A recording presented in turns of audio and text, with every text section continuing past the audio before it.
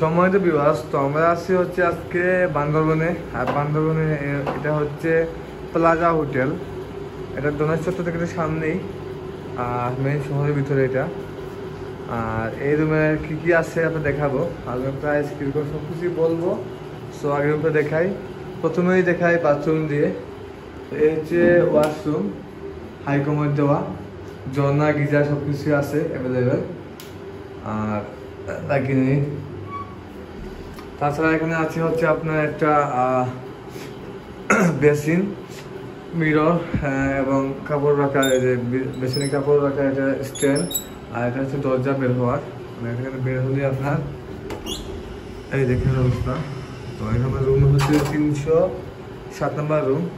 আর রুমের ভিতরে আছে হচ্ছে আপনার একটা কাপড় রাখার জন্য একটা ওয়ার্ড্রপ, মিনি আর কি। এটা হচ্ছে পুরোটা মিনি ওয়ার্ড্রপ। টিভি আছে, একটা টি টেবিল আছে, একটা ড্রেসিং টেবিল এটা আছে। তাছাড়া ওয়ালমেট এবং এসি, ফ্যান, লাইট, একটা কিং সাইজের একটা বেড, যেখানে বলে রাখি ভালো, এটা হচ্ছে মূলত একটা কাপল রুম।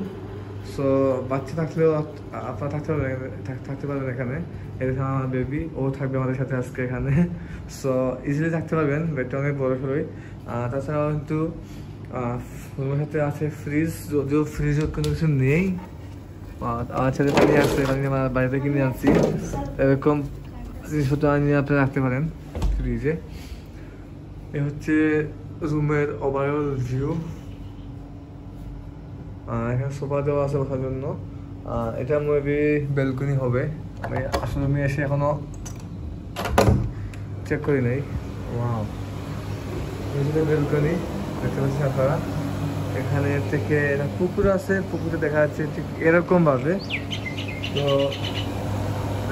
লাইন এই হচ্ছে, আপনার এখানে এসে কিন্তু বসতে পারেন চেয়ার নিয়ে এসে, এখানে এসে প্রকৃতির সাথে কথা বলতে পারেন। তো ওভারঅল রুমের ভিউটা তবে দেখালাম আপনাদেরকে।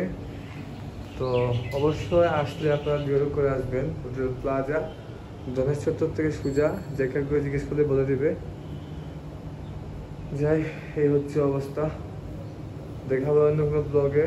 এ পর্যন্ত আল্লাহ হাফেজ।